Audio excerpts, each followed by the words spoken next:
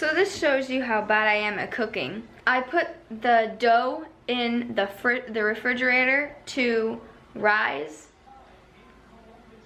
No, that's not what I'm supposed to do.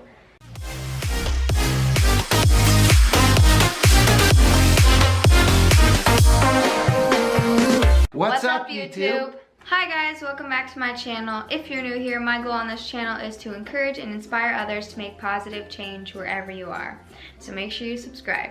Today we're gonna do like a little, I don't even know what to call this. It's like a cook with me. They're cinnamon sugar donut cones. So like, it's just basically you're making a cone for ice cream. And if you know me, you know I like ice cream like a lot. We'll see if I mess up because I'm just not good at making things like at all. So that's what we're doing today. I'm happy you're here. Okay, the first step is in a large bowl, stir together the water and 1 teaspoon sugar. Sprinkle the yeast over the water mixture and rest for 5 minutes or until it becomes foamy. I already messed up because I was supposed to stir the water and the sugar together, and I'm supposed to let the yeast rest, so I can't stir it now because the yeast's already in there. Okay, set the timer for 5 minutes. Just a little bit more. Now I have to sift together the flour, 2 tablespoons sugar, and the salt over the yeast mixture. I have to add the milk, 3 tablespoons melted butter, and the egg yolks.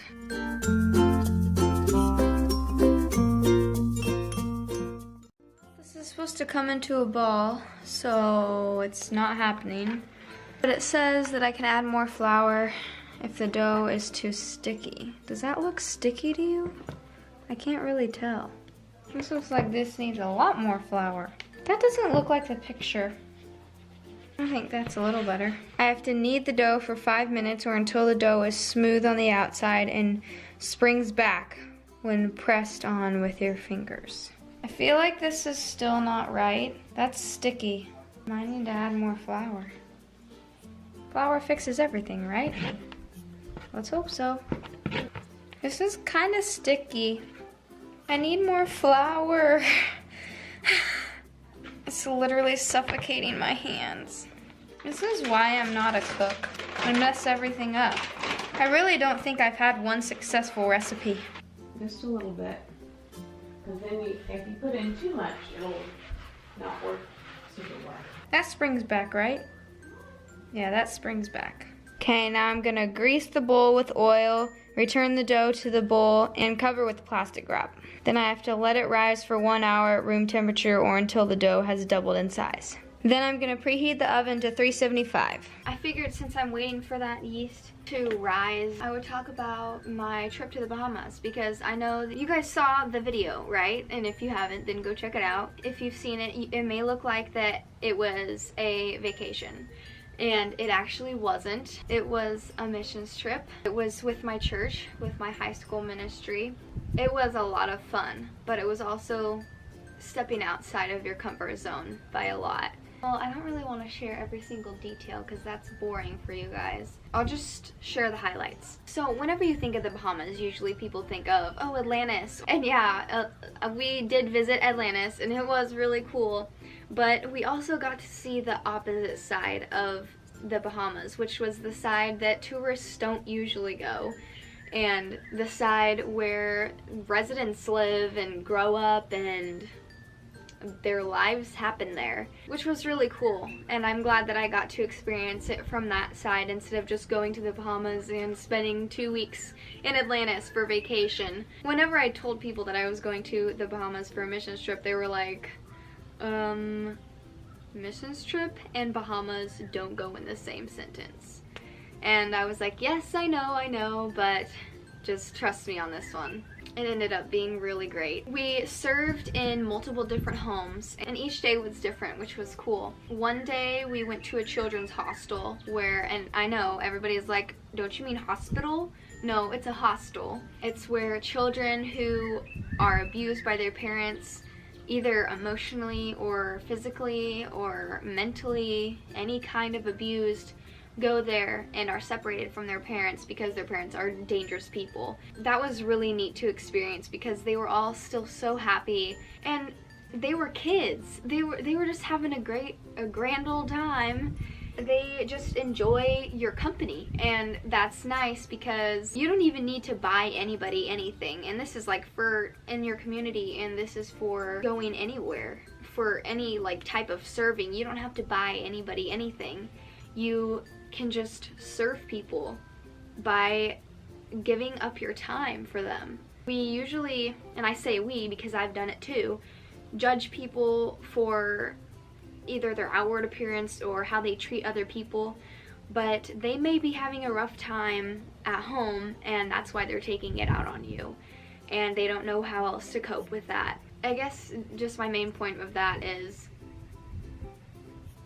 to be nice to people no matter if they're being mean to you or not, because there may be things going on at home that you don't know about. And this goes, wow, I am really not talking about my Bahamas trip. Let me finish Bahamas trip and then I will do that, okay?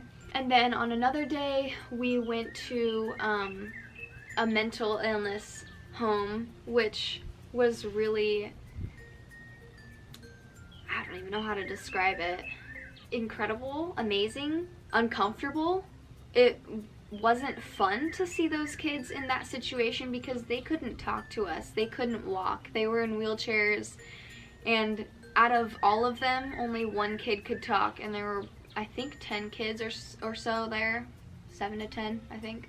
So what we did with them is we had wheelchair races with them, and we weren't in wheelchairs, but they were in the wheelchairs and they were racing, and we were pushing them, and they were laughing and they were smiling. Some of them, it took like an hour to eat. We were patient with them, and we helped them through that process because we knew that they couldn't do it on their own. It was cool to see that, but also it was uncomfortable because we couldn't do anything about their situation. Another home that we went to was a Down syndrome home, and that was probably one of my favorite visits when we were there. It was cool to just see our whole entire team being patient with them. And my battery is low. How is that possible? It's been charging for like 5 days. And one person that I met there, her name was Dee Dee, and she was probably around like 25 or 30 years old. I think she told me 25, but some of them couldn't speak very well, so it was either 25 or 35.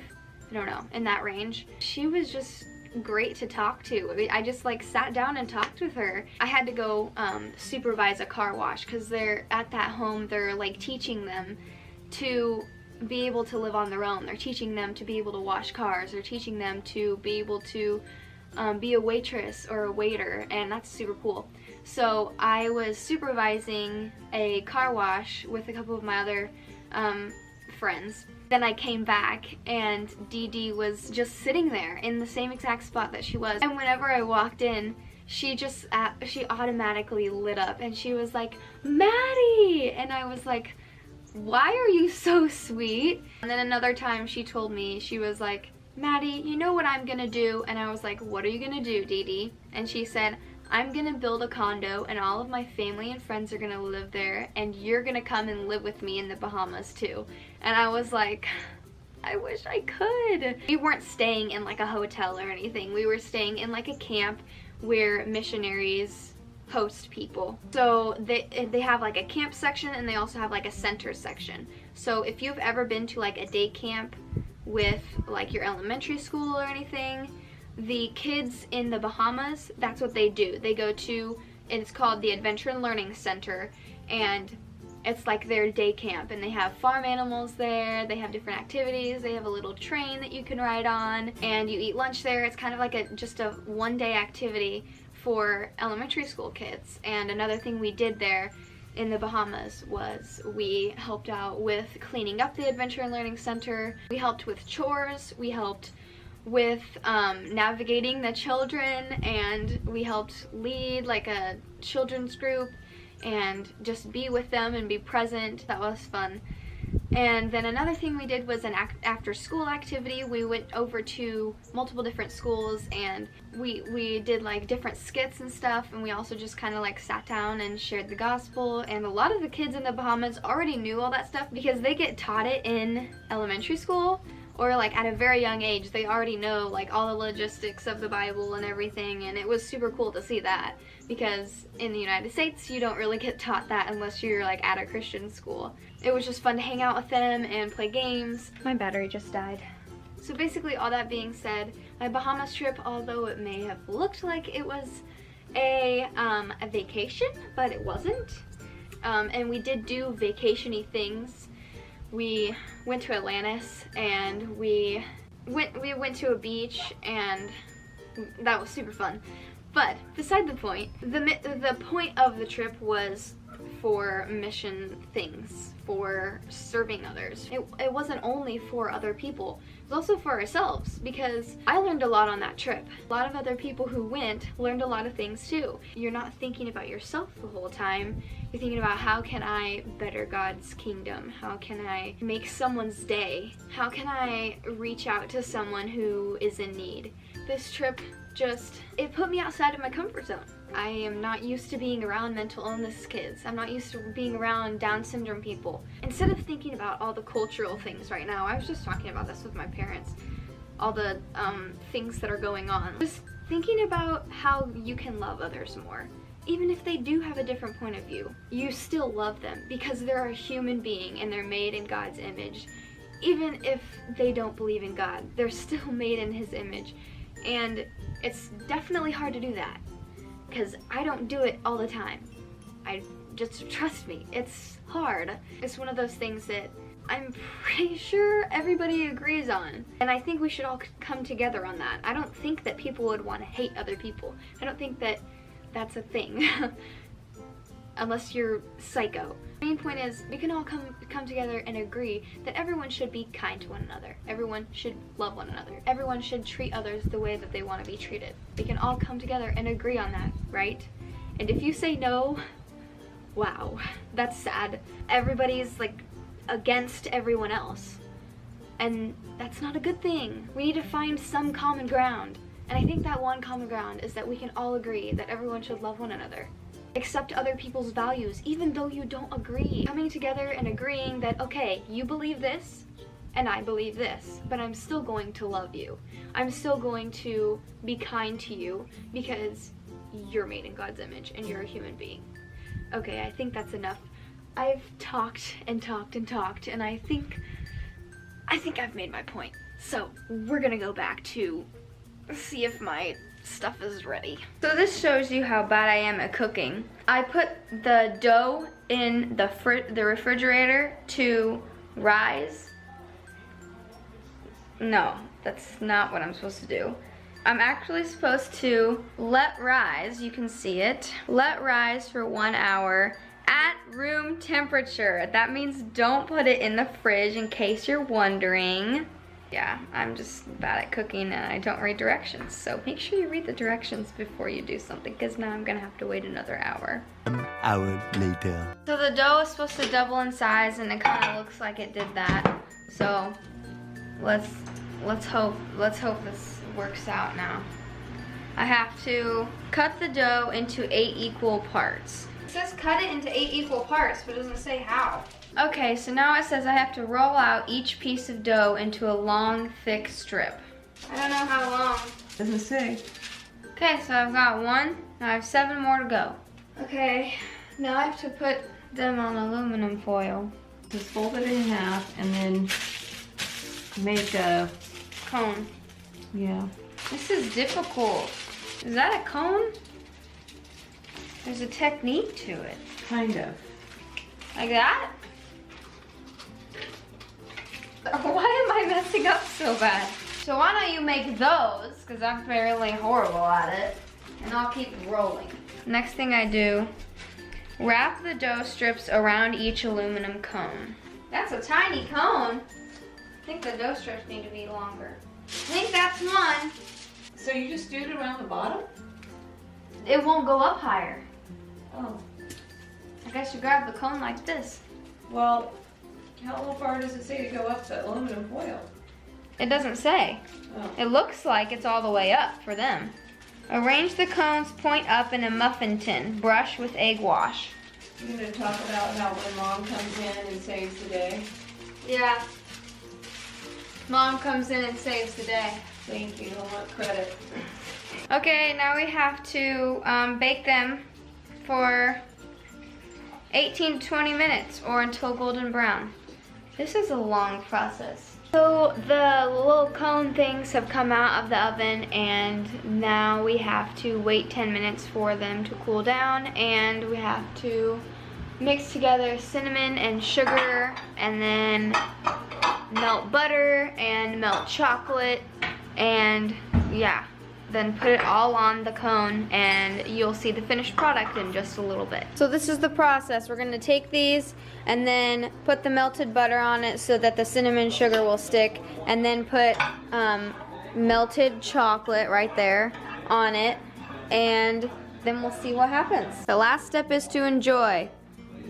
We'll see if that happens. So this is the finished product. It's a cinnamon sugar cone, and then topped with chocolate, melted chocolate in the middle, and then cookies and cream. Oh my gosh. My cone just split open. Oh no. Okay, we'll try it. It's hard to eat. My mom and I already vowed that we're never gonna make something like this again. It was too hard. It's good though. My dad said it tastes like an elephant ear. So if that gives you a little picture of what it's like. The chocolate tastes good with it. What'd you think, Matt? It's good. I don't know if it's worth it or not. This is so messy. If I were to rate it, so if I did fast food reviews, but homemade reviews, then I would say the value, I don't know how much money it cost because I don't know how much the ingredients were. The process was long and tedious and stressful, but the outcome was good. I'm just debating on whether the outcome was worth all of that. The taste is good, the process is not. But it was fun, and I'm glad you tagged along. I feel like this is that Vine. I just wanted to say thanks. I'm glad you came along, partner. So, I hope you all took something from this video. Don't cook if you can't, or if you want to cook, then just it's a challenge, or something about what I said about the Bahamas. So yeah, just remember that one act of kindness goes a long way, so go make a difference. I will see you all in my next video. Got a blast. What are you doing? What? What should I do? Scoot over. Oh. What are you doing with your phone? Nothing. Oh, okay. What's up, YouTube? I can't talk. Ah. Whoa. So it's more like this. Okay. That's really loud, Dad. Stop whispering over there. You just keep talking about me.